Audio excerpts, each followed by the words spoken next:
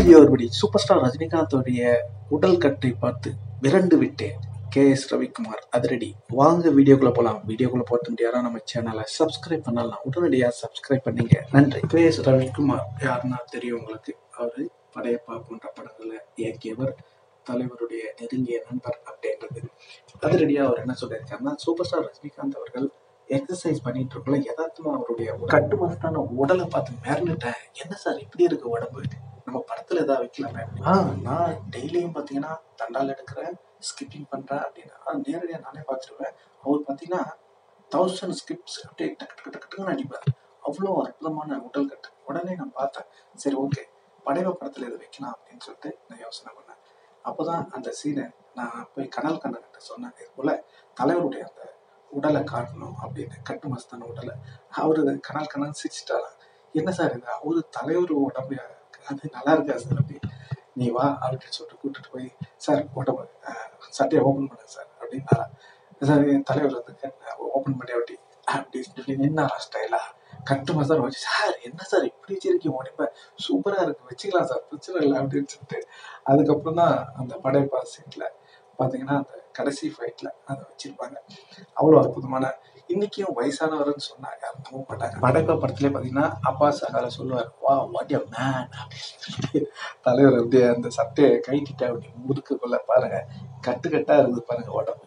என்னங்க இது, தலைவருக்கு வயசாச்சுன்னு எவனா சொல்ல முடியுமா?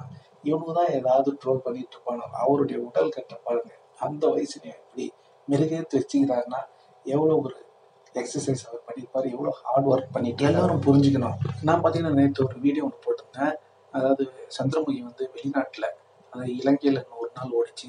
அதுக்கப்புறம் பார்த்தீங்கன்னாக்கா தென்னாப்பிரிக்காவில் 100 நாள் ஓடிச்சு. சிங்கப்பூரில் 100 நாள் முதல்ல இந்தியன் படம் ஓடிய அந்த ஒரு சாதனையை படிச்சிருக்குன்னு சொன்னேன். உடனே கீழே ஒருத்தர் வந்து கமெண்ட் போடுறாரு, இதெல்லாம் வந்து அதெல்லாம் சாத்தியமே இல்லைன்னு. நீங்கள் வந்து எங்கே கோமாவில் இருக்கிறீங்களா என்னன்னு தெரியல, போய் செக் பண்ணி பாருங்க, பேப்பரை எடுத்து பாருங்க. ஒண்ணுமே தெரியாத இருண்ட உலகத்துல வாழ்ந்துட்டு இருக்கீங்களே, உங்களெல்லாம் பார்த்தா சிரிப்பா தான் வருது. இன்னொன்னு, இந்த படத்துல படைப்பா படத்தை பத்தி உங்களுக்கு தெரியுமா? என்னென்ன ரெக்கார்ட் பண்ணிட்டு இருக்கு, எவ்வளவு நாள் ஓடி இருக்குன்னு எத்தனை சொன்னாலும் நீங்க புரிஞ்சுக்க மாட்டீங்க. உடனே அவர் சொல்றாரு, ஆந்திராவில் இவ்வளவு நாள் ஓடிச்சா அப்படின்னு சொல்லிட்டு. என்னையா நீங்க போய் செக் தான் பண்ணி பாருங்க. உங்களுக்கு தேட்டர்லையும் சொல்றோம், ஆந்திராவிலையும் சொல்றோம், இன்னைக்கு போய் பாருங்க. ஏன் கூகுள்ல போய் செக் பண்ணி பாரு, எந்தெந்த படம் எவ்வளவு நாள் ஓடிச்சுன்னு உங்களுக்கே தெரியும். இந்த மாதிரி ஆட்களுக்கெல்லாம் திருப்பி திரும்பி சொல்ல வேண்டியதா இருக்கு. இந்த படையப்பா படம் பார்த்தீங்கன்னாக்கா ஆந்திராவில் 34 திரையரங்குகளில் ஓடி இருக்குங்க. 134 டேஸ் ஓடி இருக்கு அதிகபட்சமா. கேரளாவில் 100 நாள் ஓடி இருக்கு. கர்நாடகாவில் 100 நாள் ஓடி இருக்கு. மும்பையில் 100 நாள் ஓடி இருக்கு. இதுல ஏதாவது டவுட் இருந்தா நீங்க போய் செக் பண்ணி பார்த்துங்க, ஓகேங்களா? அதுக்கப்புறம் பார்த்தீங்கன்னா 100 நாள் வந்து 123 தியேட்டர்ல ஓடி இருக்குங்க. இது கோவையில 275 நாள் ஓடி இருக்கு படையப்பா. சென்னையில பார்த்தீங்கன்னாக்கா 210 நாட்கள் ஓடி இருக்கு. இது 175 நாட்கள் 11 திரையரங்குல ஓடி இருக்கு.